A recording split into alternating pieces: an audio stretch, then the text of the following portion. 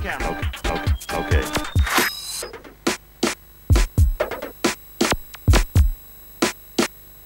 Good evening, ladies and gentlemen. Kia ora, welcome to WPS News. I'm Kelly. And I'm Matthias.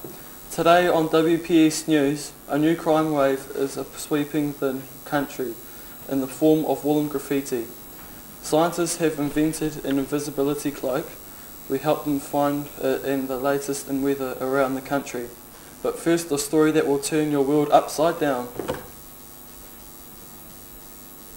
If you think the world is getting more and more upside down and topsy-turvy, it turns out you're right. Builders in Germany have built an upside-down house, and before you think they may have read the plans upside down, they did it on purpose. The wacky abode was built as a tourist attraction as well as being a comment on the state of the world. The house is 23 feet tall and rests on the point of its roof, supported by steel beams in the attic. Inside the house there are beds screwed into the ceiling, upside-down wardrobes, an upside-down kitchen and even an upturned bathroom, though it's not known if anyone has tried to have a bath in it or go to the toilet.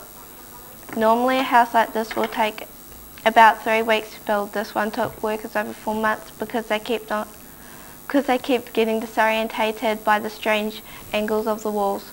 Many tourists visiting the house complain of mild seasickness and dizziness after just a few minutes inside.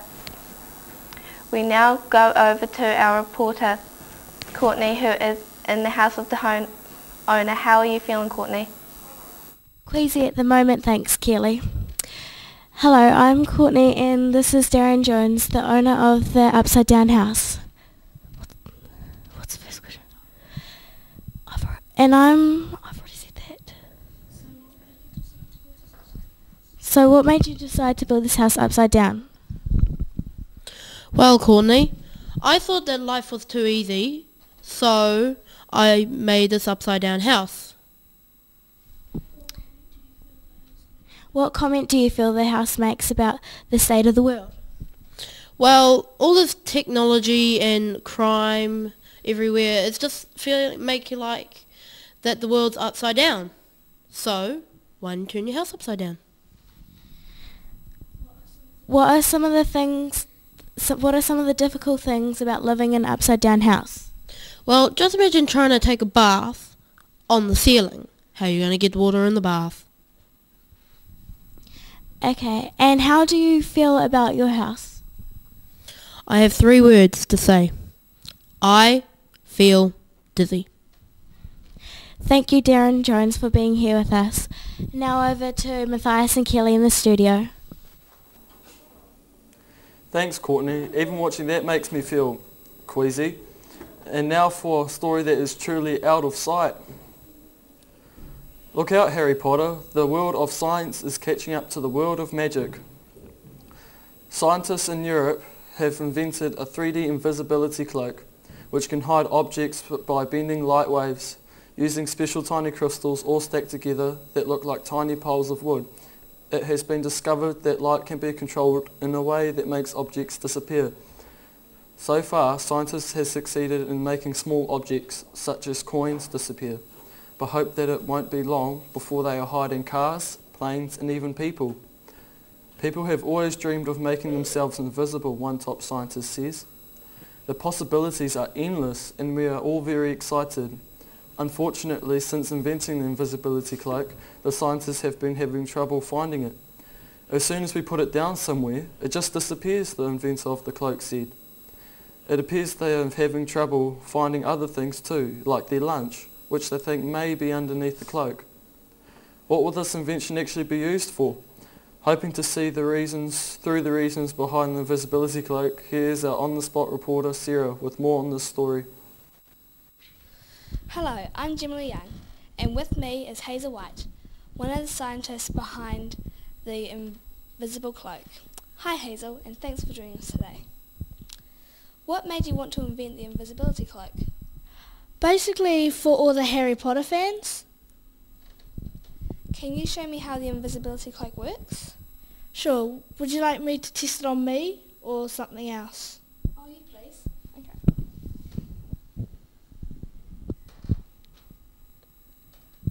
Here it is. Whoa, What do you think the cloak will be used for? Hopefully to be displayed in museums or used in movies. Do you think that the invisibility cloak will sell? And how much do you think it'll be worth? Yes, hopefully, and about 10,000 each. Well, that makes things very clear. Thanks for joining us, and we're out of time. Over to you, Kelly, in the studio. A new wave of graffiti crime is covering the country thanks to an underground gang known as the Midnight Knitters. These wool-waving criminals are covering tree branches and lampposts with small knitted jerseys and scarves under the cover of darkness. Police have labelled the knitted activities of the gang illegal because their woolly crimes are being done on public property without permission. The popularity of woolen graffiti is growing, and more public objects are being racked up warm and cosy every night. But the problem is growing in lengths and widths, police say, and warn that if the midnight knitters aren't caught soon, every tree, lamppost and traffic light in the country will be colourfully dressed against the cold. The problem is spinning out of control. They're a close-knit group of dyed-in-wool criminals. We are stitching together a case, but it's not seamless. What nettles me is that there is no real pattern to the crimes, the police spokesman said today. So far, the criminal knitters have escaped arrest and continue to pull the wool over the eyes of both public and police. We go now to a secret location with our investigative reporter Sarah, who has an exclusive interview with one of the Midnight Knitters gang. Thanks, Kelly. Hi, I'm Sarah Harper, and I'm here with one of the Midnight Knitters gang members in the secret location. Thanks, Lucy, for joining us. So, what made you become a Midnight Knitters gang? Well, I wanted to do something that's different and not a lot of people do, and I came across the graffiti and decided that I'd give it a go, and now I love it. Do you see yourself as a criminal? I do, yes. Why? Because we're going onto other people's property without their permission and leaving our mark. What other things would you like to do with your woolens apart from lampposts, trees and traffic lights? The beehive, but it would take a whole gang of us to do it in one night. Okay. Why do you do it at night? Well, would you do it in the light? Probably not. Thanks for your time and joining us, Lucy. Back to you, Marnie, with the weather update. Thank you, Sarah, and good morning, New Zealand. Let's have a look at tomorrow's weather. Starting in the far north, a completely unexpected tropical storm in Kaitaia with some pretty flash flooding and raindrops as big as your head. If you're going outside, wear a hat. Moving down the island in Auckland, there'll be a mix of fair conditions and unfair conditions until lunchtime, but those are the conditions and you'll just have to accept them. An anticyclone meets a tropical cyclone in the Bay of Plenty. Tune in tomorrow to see what happens. Will they fight or cancel each other out? Maybe they'll end up as friends. Wait and see. In Napier and Hastings, the weather will be occasionally changeable and occasionally not. We have really no idea what will happen there. In Taranaki, a mild depression brings with it a very dull day, with no highlights whatsoever. It'll be gloomy, overcast and miserable all morning. However, things should cheer up by the evening. So don't worry, everything will be fine. Wellington will have another capital day. There will be no wind at all, and the day conditions will be so pleasant they'll actually be classed as extreme.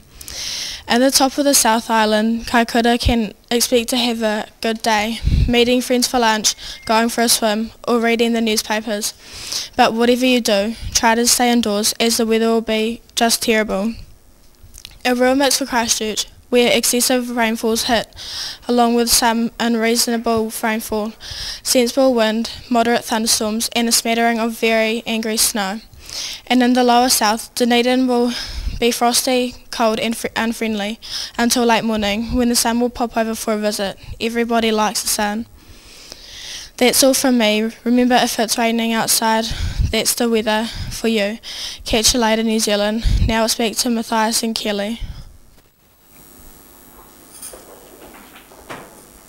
Thanks, Marnie. Well, that's all we have time for. We hope you've enjoyed this morning's broadcast. Thank you all for watching, and we'll see you again next time. From the whole team at Wake Up New Zealand, goodbye e noho rā. Ladies and gentlemen. Roll the camera. Okay.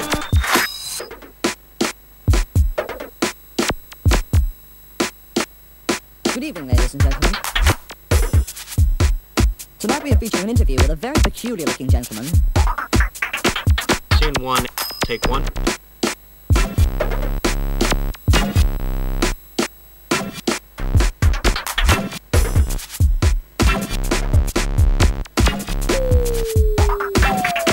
Scene 1, take 2.